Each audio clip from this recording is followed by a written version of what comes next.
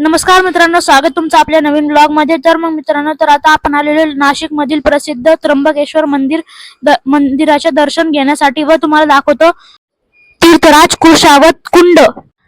तर मग मित्रांनो, तर आपण या कुंडावरील स्नान करण्यासाठी आलेलो आहेत व आता इथून स्नान वगैरे करून आता आपण दर्शन घेण्यासाठी आलेलो आहेत व आता दर्शन झालेले व आता आपण जात आहोत सप्तशृंगी गडावरील सप्तशृंगी माताचे दर्शन घेण्यासाठी।